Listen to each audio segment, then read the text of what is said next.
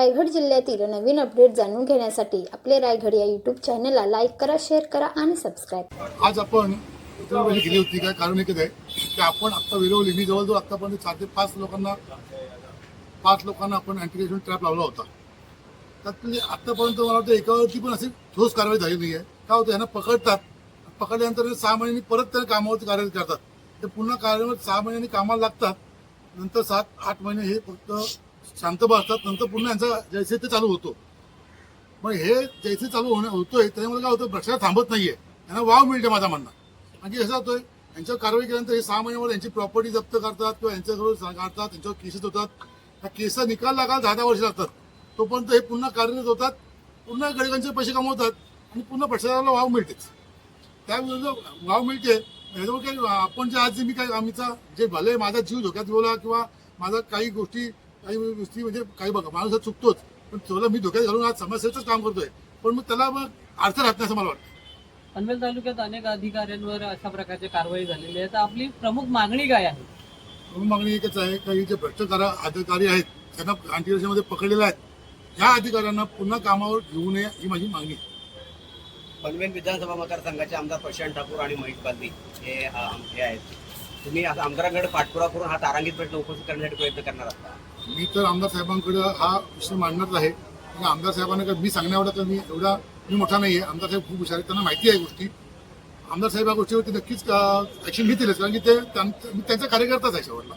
त्यांना माहिती आहे मी काय करतो. ते चुकीच्या गोष्टीला ते तुम्हाला सपोर्ट करत नाही आहे. तुमच्या माहितीप्रमाणे किंवा तुमच्या मनाप्रमाणे जर त्यांच्यावरती कारवाई जर झाली नाही तर आपली पुढची भूमिका काय असणार?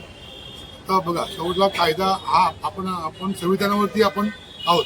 संविधान म्हणजे आपला देशाचा संविधान जो आहे तो कायद्यावर चाललेला आहे.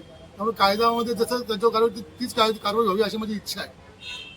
पण तरी मी बोललोय मगाशी आपण काही मगाशी बोललोय की पनवेलमधल्या 5 विभाग आहेत.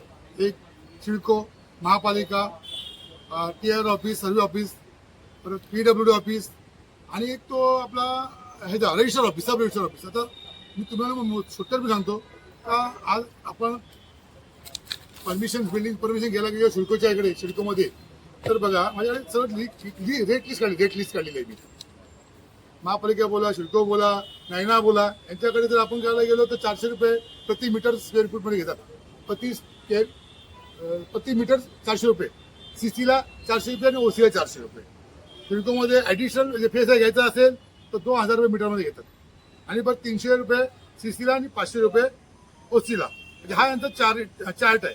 आज तहसीलदारमधून आपण समजा काही हे चार्ट काढले तर उद्या माझ्यावरती हे बोलतील का हे तुझ्याकडे पुरावे काय आहेत.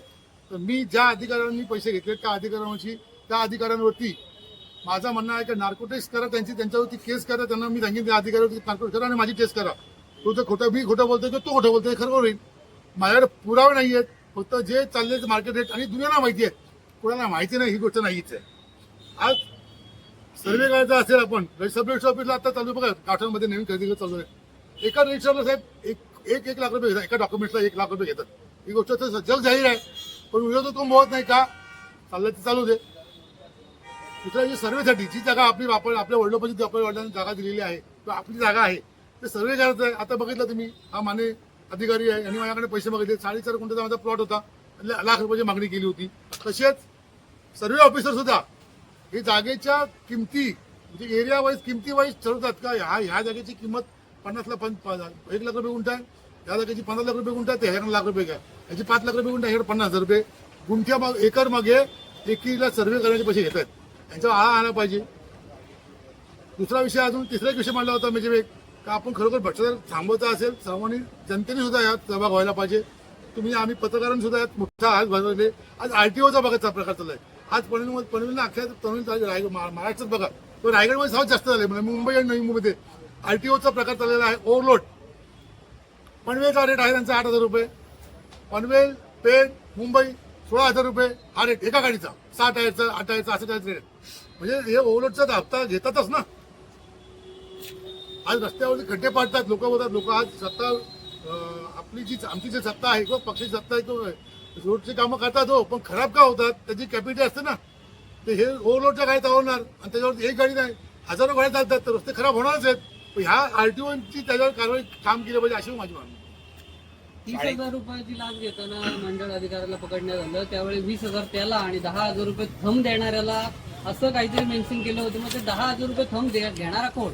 आता मला सुद्धा कोण हे माहिती नव्हतं. फक्त तो प्रत्येक सांगायचा थंब हा आमच्या मॅडमचा असतो. थंबसाठी तो बोला थंबसाठी 10,000 लागतील. मी बोला ओके. तर मी त्या मॅडमला स्वतः जाऊन भेटलो नाहीये, पण तो द्यावे सारखा बोलायचा का तहसीलदार मॅडमचा आमचा थंब असतो. तहसीलदार मॅडम थंब जाऊन दिला नाही. शाळेच्या परीक्षा आता संपलेल्या आहेत आणि ऍडमिशनची व्यवस्था सुरू झालेली आहे. तहसीलदारमध्ये मोठा जो सेतू भाग आहे, त्या सेतू भागामध्ये दाखल्यासाठी एखाद्या सर्वसामान्य माणसाला 1,000 रुपये, 500 रुपये, 2,000 ते 5,000 पर्यंत हा भुगतान करावा लागतो. म्हणजे मोठा भ्रष्टाचार तहसीलदारच्या खालून सुरुवात होतो. तर तहसीलदारांचा जो सेतू भाग आहे त्याबद्दल काही सांगता येईल का? साहेब मला वाटते 6 वर्षापूर्वी आय थिंक मला वाटते पंचायत समिती मेंबर होतो, तेव्हा मी एक सेतू मधला हा प्रकार उघडकीस आणला होता. एका एजंटनी एका विद्यार्थ्याकडनं 5,000 रुपये घेतले होते. मला सुनील जी तेव्हा होते 5,000 घेतले होते. त्याची मी व्हिडिओ रेकॉर्डिंग काढली होती. पैसे घेतले, त्यांनी दाखला कुठला दाखला होता, ओबीसीचा दाखला पाहिजे होता म्हणून पैसे घेतले होते. त्या एजंटचा व्हिडिओ आणि शूटिंग काढून मी तसे दिली होती. कारवाई काही झालीच नाही, काही झाली नाही. पण हा जो भ्रष्टाचार आहे थांबला पाहिजे. आता मला वाटते आदरणीय बावनकुळे साहेबांनी आता कुठला तो नवीन काय ते केलं काढलं हो अभियान ते आमदार विक्रांतजी पाटील त्याचे आता मध्ये त्यामध्ये ही कामं व्हायला पाहिजे. तर त्यांनी पण मला वाटतं ह्याचं लक्ष द्यायला पाहिजे. अशा अधिकाऱ्यांवरती कारवाई करायला पाहिजे. किंवा काही एक तर मग ह्यासाठी फ्री ऑफ कॉस्ट हा विद्यार्थ्यांसाठी तरी फ्री ऑफ कॉस्ट त्यांनी हा जो आयोजन राबवलं पाहिजे कार्यक्रम.